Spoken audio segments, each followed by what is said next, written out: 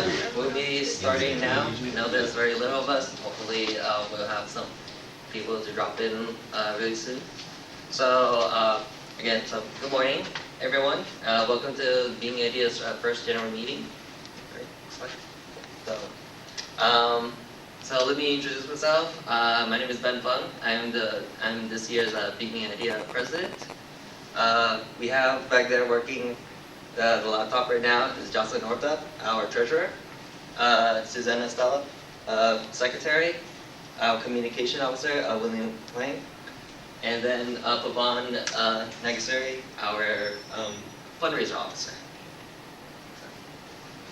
Before we fully get started, a few of our important guesses.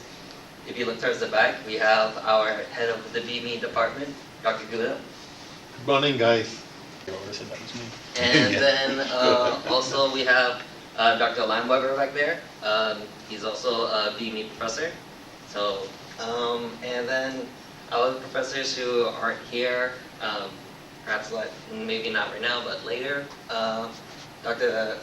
Bellafieri over there. I talked to him yesterday, and he said he'll be here, but maybe he'll drop by later. And then we have Dr. Eros right here, and Dr. Simon, and Dr. Journey.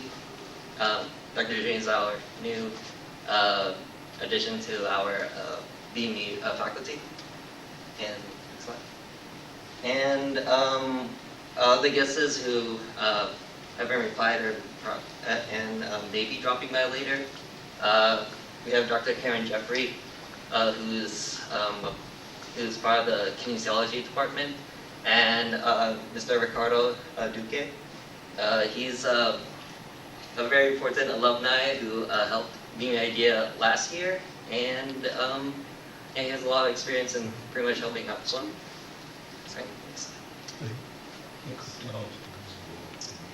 So what is BMEidea? So basically we are a RSO, or acronym for Recognized Student Organization, and we're a space and we collaborate with engineers of different disciplines such as from mechanical engineering, electrical engineering, materials, and biomedical engineering, etc.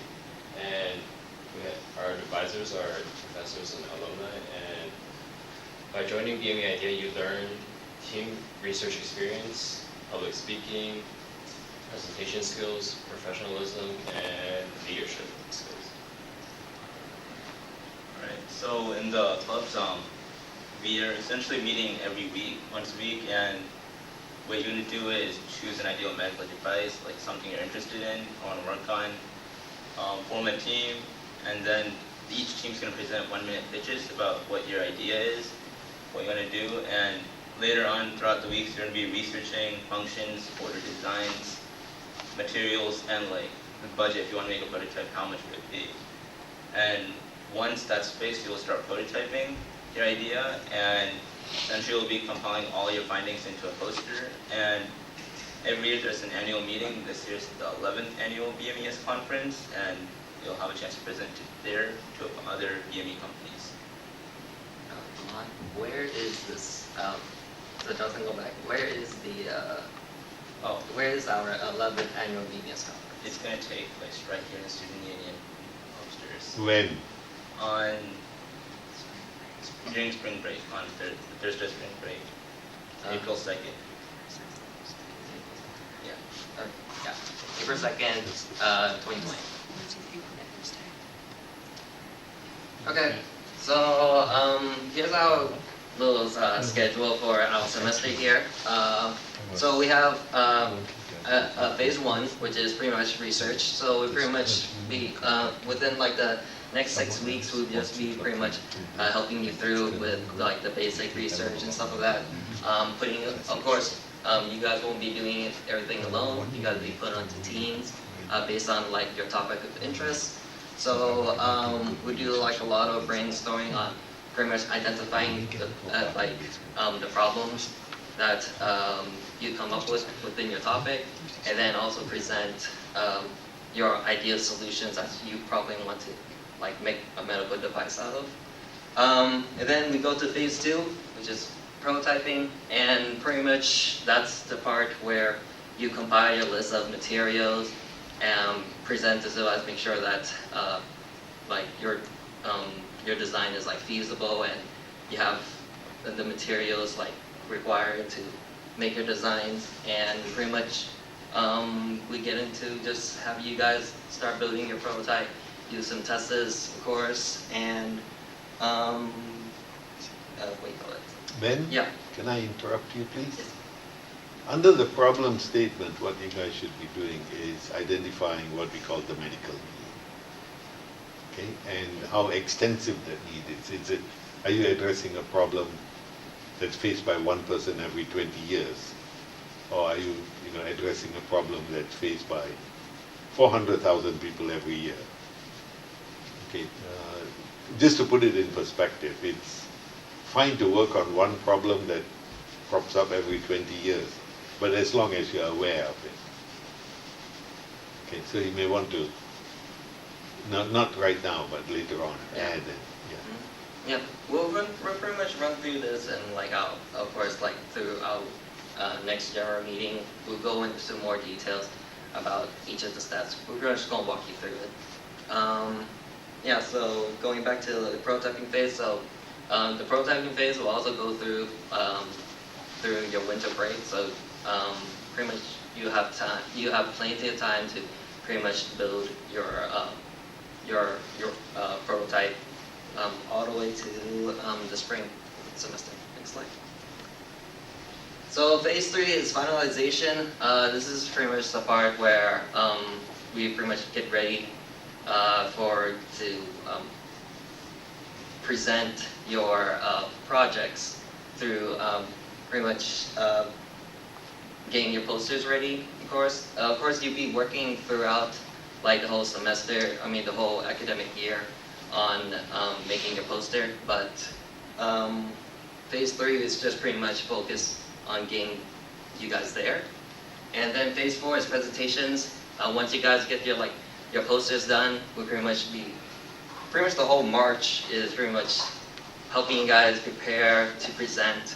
We'll have a poster review session with our professors, and then we also have the poster review presentation day, which is pretty much a day where it's sort of like a pseudo conference like type of feeling, in which you pretty much be able to present to the public, or at least other students who will be pretty much be giving you feedback and any critiques, any adjustments. And of course, we'll be pretty much continue preparing all that, make your posters and print it out for the 11th annual Bay Area Biomedical Device Conference, which again, it's held here over spring break Thursday. If you guys start hearing about it, I suggest that you sign up to volunteer also. And phase 5, which is pretty much the start of April, is just a succession where we just, relax a little bit more now. You're pretty much done. We want some review on like the conference. How'd you guys do? How'd you guys feel? Give us some feedback, and then we also get into our elections to elect new officers for the following year. Next slide. So these are some of the official events that we have set already. You keep hearing us talk about the 11th annual Bay Area Device Conference. You guys should really attend. If you guys are really part of it, you will attend. But if you guys want to volunteer, you guys can go be a part of the behind the scenes of actually setting up and developing the conference. You guys can volunteer, join marketing. I'm very biased against marketing. But if you guys are interested in kind of getting into more talking to professionals and seeing what's actually new with the medical scene here in the Bay Area, it's definitely a thing you guys should join. We also do have a presentation and poster demo on the 20th. I believe that's, where is that then, take place? It's in the engineering building, 285, 287, tomorrow at I think 9:30 or 9:30, I think is present we start, or is it 10? Yeah, so you get to go and see some of our legacy projects that we're going to talk about here in a little bit. We all did projects last year, so you guys can kind of hear and see actually how that went through last year. A couple other events.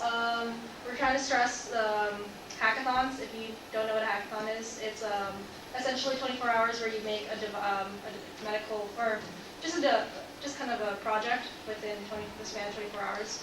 It's a lot of fun. I've done a couple.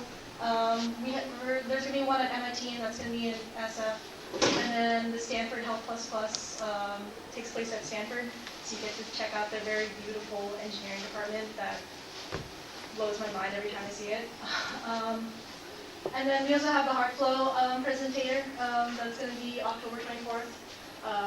From what I hear, it's going to be really interesting. I think you've attended last year, right? No, actually this is the first time they reached out to us. Oh, about really? it. Okay. Yeah, so it's also a great time to like network with the speaker as well, especially if you're into like the cardiovascular topic. There's a lunch opportunity. Yeah, there's a Yes. lunch opportunity. So if you want to like get ahead, you will probably want to RSVP under us, BMEidea, and RSVP us at sjsu.org or sjsubmes.org/events. Yeah. And then we have our poster review in March, which is just you guys preparing to go and present at a conference. And then our fun event is Christmas in the Park. We do this every year. It's a nice little fun tradition that we have where we go to kind of just meet up in the club room. We play what elephant if you guys so choose to bring a gift to exchange. And then we head over to the Christmas festival that they have in San Pedro Square and drink hot chocolate. And it's a lot of fun actually. It's my first year doing it, so. Okay, to join BMEidea, all you have to do is fill out a poll for regular meeting times and fill out the topics of interest Google form. That was sent out to your emails, and now you can find it on the BMEidea website. And then your last step is to join SJSU BMES. All you have to do is pay $30 until the year. And with this, you'll get access to the club room and the BMES, the club events and activities such as hiking, bowling, gaming, game nights, and speaker events, company tours, and there's a lot more. Okay, so okay, so this is pretty much the halfway point through our presentations. We're going to proceed with just a preview of some of the topics of interest that we listed out for all of you. Before we get started, I want to ask if our guests would like to have any words of like encouragement to our current any of the members here to, I designate Dr. Lineweber. Second that. I haven't been here with such a long time for nothing. Oh, words of encouragement. I think it's a great opportunity for you guys to base through some of these ideas. Hopefully, just get inspired to tackle a project of your own choosing, or build on the background of other people that they've already done some legwork and build up their project. I think this is good practice. The process that you go through BMEidea of identifying a project area or identifying a need, and then developing a project through that, and then developing a solution. It's the same stuff you're going to be doing in your senior design projects. It's the same stuff you're going to be doing down the road when you get jobs. It's really good practice to get started early, and I think it's really great that you guys are here, even getting excited about getting started early on this sort of process. And the faculty are always here to help out or provide insight as much as possible. If you have questions or get stuck on a problem, and make sure you take advantage of the upperclassmen, both the people in this club, also seniors going through senior design, and other people. I know they provide as much insights as they can for you. Dr. Gooder? Ditto.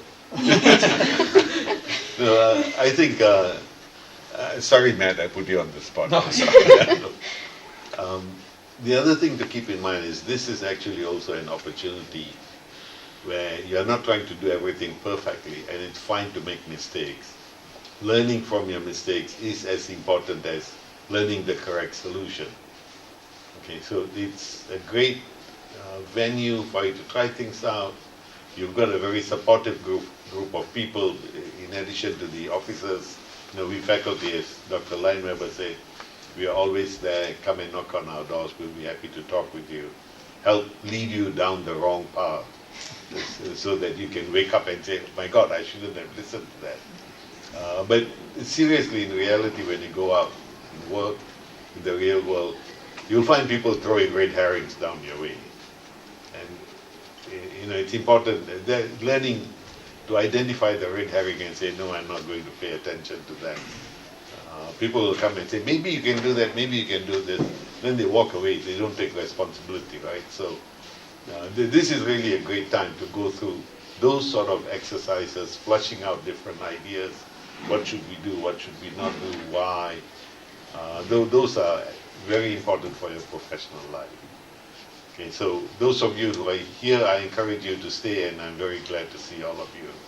And again, the faculty are there to help out. We'll be happy to do what we can. Throw in one extra bit now. Sure. I got inspired by your inputs here. I think for those that have been around a little bit, have done some engineering, or even though, especially those of you that are coming in as freshmen and sophomores here, I'll think back as I remember when I came into first engineering as a freshman, thinking that when I got, not knowing what engineering was, I got there, I thought everyone's going to know how to build things, they're going to already have all this stuff, and I'd be way far behind. And I mean, again, most of your peers are in that area, you're all learning.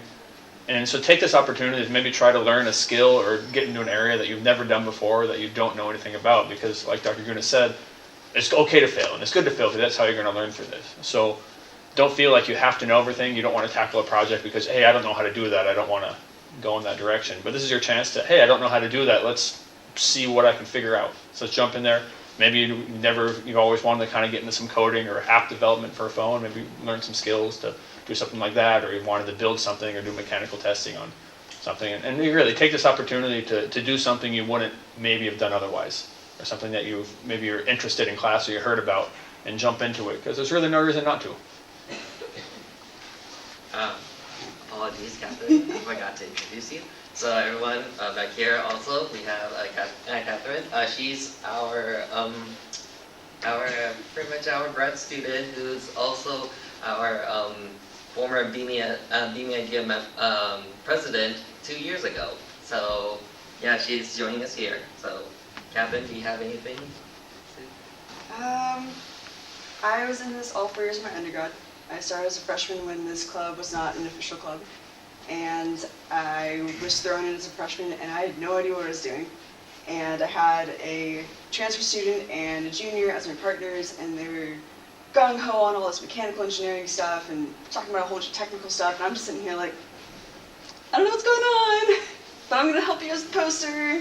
And I got to learn, and it was awesome, because I took that project and I went to do my senior project with it. And actually, Matt over here was my advisor for that. And that project has fed 4 projects now? Yes, but I've done at least you guys plus at least another one. Yeah.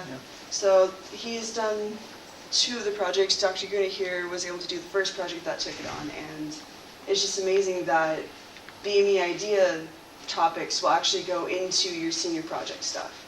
So it's a lot of work. I'm not going to lie, it's going to be a lot of work, but it's really worth it. It gives you a really good work ethic, and it gets you a good start on your senior design project. And you make good friends, and you're in good hands, so it's going to be a good year. Okay, so thank you for the words of inspiration and encouragement for our members here. Okay, so now we'll start with some topic introduction. So our first topic, So the first topic is cardiovascular diseases. So cardiovascular diseases are one of the top causes of death in the U.S. and they usually refer to the conditions that include diseased blood vessels, structural problems, and blood clotting. And the most common types of cardiovascular diseases are coronary artery disease, high blood pressure, and congestive heart failure. And the current medical devices up to date are the pacemaker, external defibrillator, and heart monitor. And the other topic is diabetes. So diabetes is also the leading cause of death among Americans, and it usually involves the body's inability to produce or respond to insulin. And currently, there are two types of diabetes, type 1 and type 2. And the current methods to monitor blood sugar levels include finger prick tests, and it's usually pretty invasive and inconvenient. And the current medical devices up to date are the blood glucose monitor, meter, insulin pump, and the insulin pen. Alright, the next two topics will be cancer and skeletal system. So cancer is when there's an abnormal rate of growth in your cells, causing the tissue around that area to get damaged or killed. And right now it's a big issue because they have treatments for it, but not effective ones where it's cured. And current treatment methods include chemotherapy, removal of that tissue or that area through surgery, and cryoablation. And some devices right now generally include the cryoprobe and imaging machinery like X-rays, CT scans, MRIs.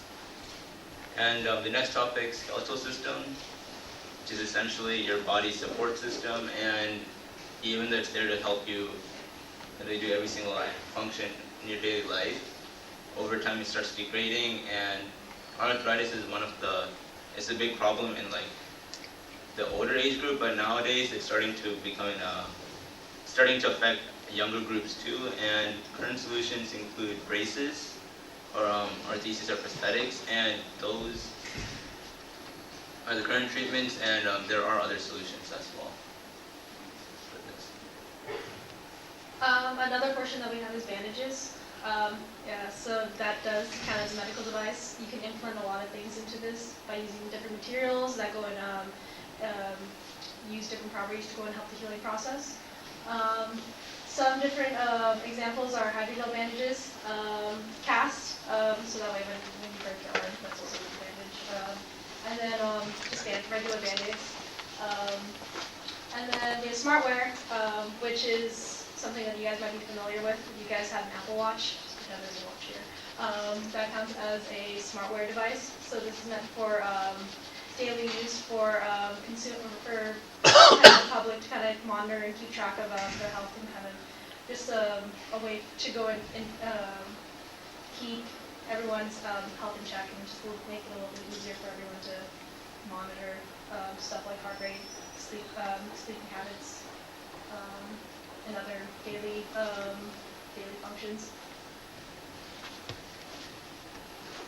And then we have a mixed topic. They'll all be broken down, like of course. So we have eyes, ears, and throat. So these are like a lot of the main organs that we use like every day for vision, hearing, and also vocalizing and stuff like that. So if it gets damaged or impaired of any sort, it will pretty much like cripple your senses and also your quality of life. So some of the treatments that they do is that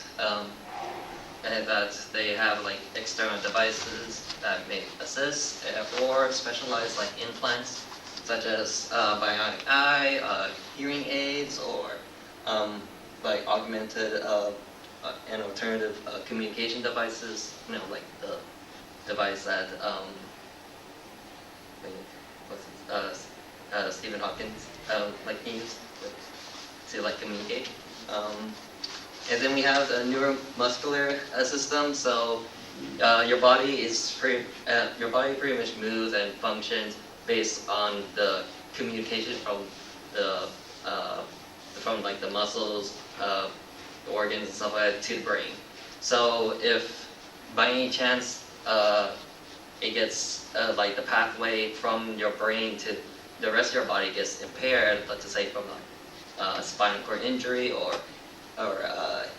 ALS, then you're pretty much paralyzed, like neck down or so. You can't move. So treatments are pretty much to pretty much research a way to restore those movements back to the body. Some relating devices to the neuromuscular system includes neurosignal translator, EEG caps, the ones that to like record your brain waves and stuff like that. And then neurobotics. All right, so now we're going to get into our legacy project. This is something that we always wanted to do, in which, as mentioned before, that we have last year's team working on their projects or stuff. Some of them, of course, it's not like a full complete project. It's all in like work in progress. They all can be improved upon. So these projects are just like here, in case any of you want to perhaps carry on our project and research. So let's get started. Right, so last year I did a project called Assisted Vertical Movement for the knee brace. And essentially I approached the problem with arthritis and how braces are not cheap. Usually they cost up to a couple $1,000 and not many people can afford those. So my goal was to design a cost-efficient design for braces using different materials, and as well as adding a couple more systems on the brace so it has more functionality, so mobility, instead of just keeping your leg or limb still. Oh, so this is my this is one of the projects that I was working on last year with some of my friends back in last year. It's a medical particle infused hydrogel bandage for quality wound healing, which is very long title for. It's an electric bandage that electric hydrogel bandage that utilizes medical particles to induce an electrical current. And so we were focusing our target demographic towards diabetic patients because they suffer from chronic wounds on their feet most of the time, and a lot of the times it goes unseen and it can lead to gangrene and then sometimes death. So we wanted to go and find a way where we can develop a bandage that was plasticless, because San Jose State's big on green and efficiency, so we wanted to kind of implement San Jose State's mentality into our project. And so we went to a prototyping phase here a little bit. We did not get a successful prototype, but it was actually really interesting to kind of develop and kind of play around with some different materials and stuff that actually would induce an electrical current. So yeah, if you're interested, you can help continue our project.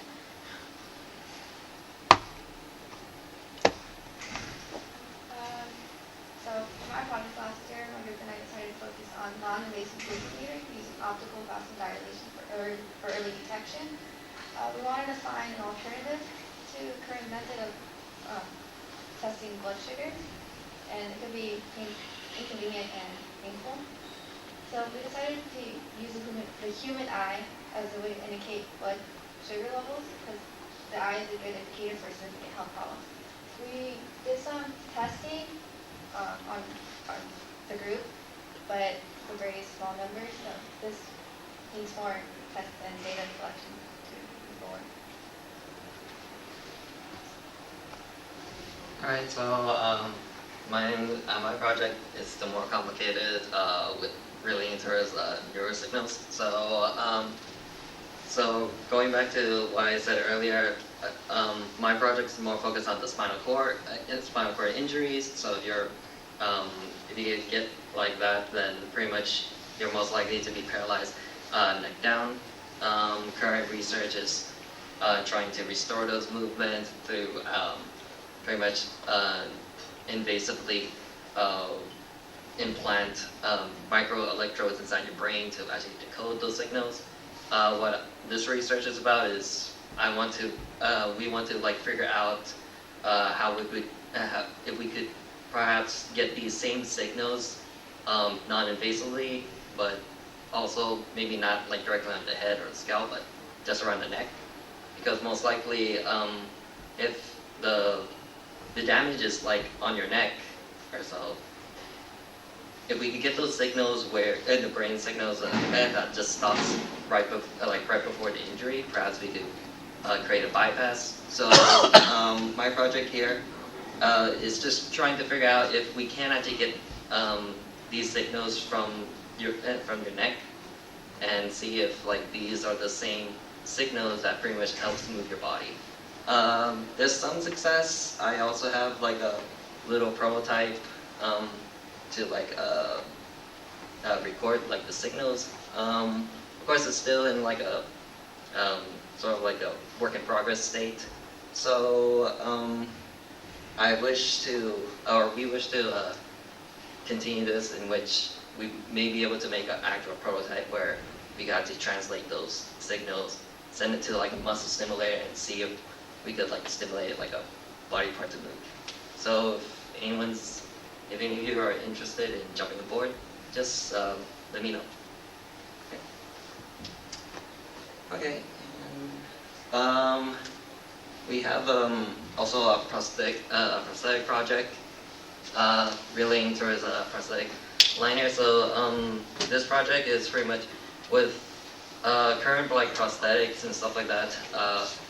What you have to worry about is the fitting of the prosthetic. Let's say if, especially like it's like below the knee prosthetic, you have to be worried about like the fitting, in which if like if like you apply pressure to it, it may like upset like the balance of the prosthetic. So then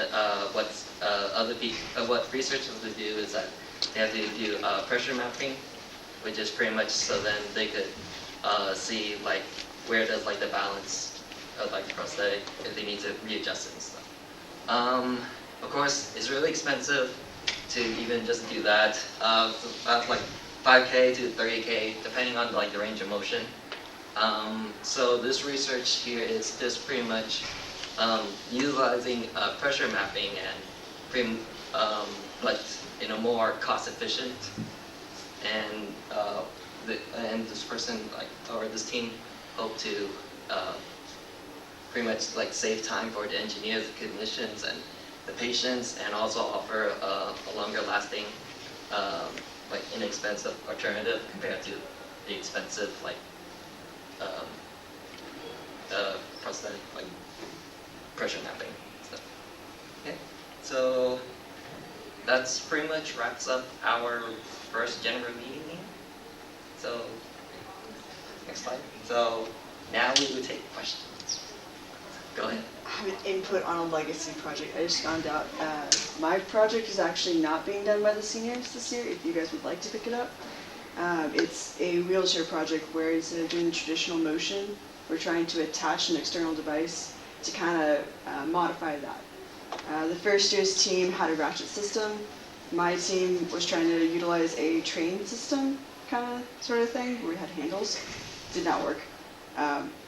And then this last year, I think, went with the elliptical motion as well. I'm not entirely sure, but that project is open for grabs as well. If you have any questions, Dr. Leinever, Matt, was the advisor for 2 years on that, so he would be a great resource to you guys. If you're interested, you can have input from me. Ben has my information. So yeah, that's another legacy project as well.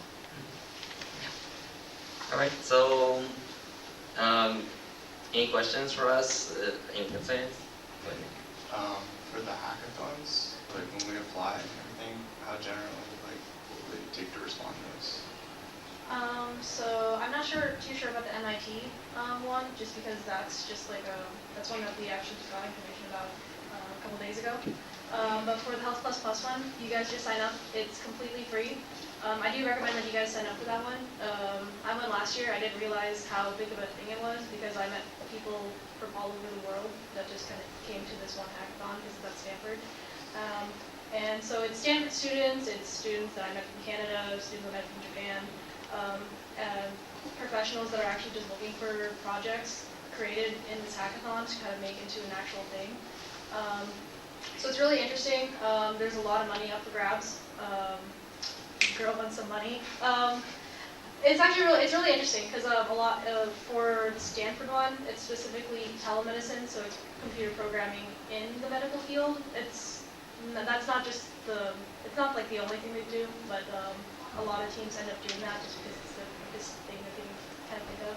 So it's a nice way to kind of try and practice that workflow of getting from idea to project and actually pitching your idea, but it's also a nice way to go and kind of, if it's not something you have to dedicate your entire if you want to test something out. So if you are interested in like doing a specific field, it's a nice way to kind of test that idea out a little bit. So I definitely recommend.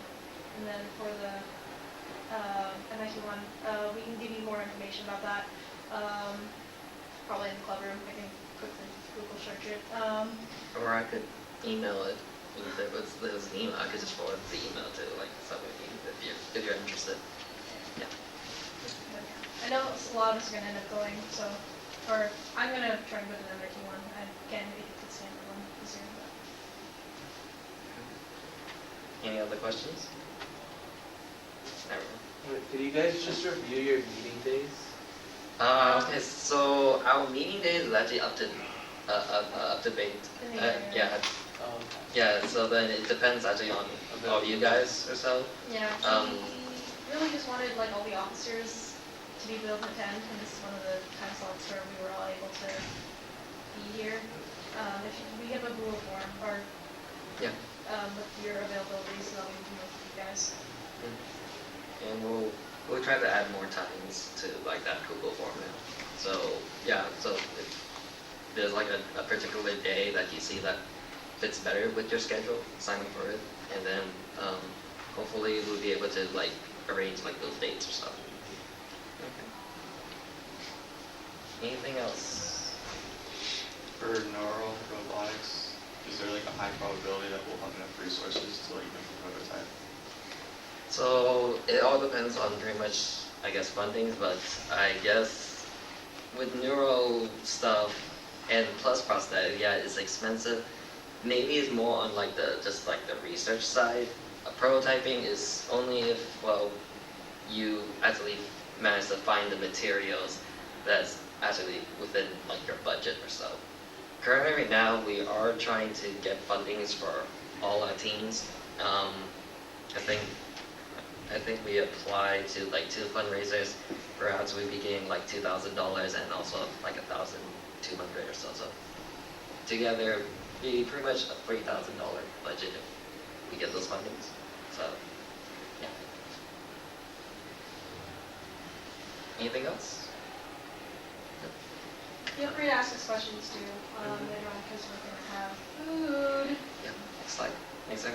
Sure. Yeah.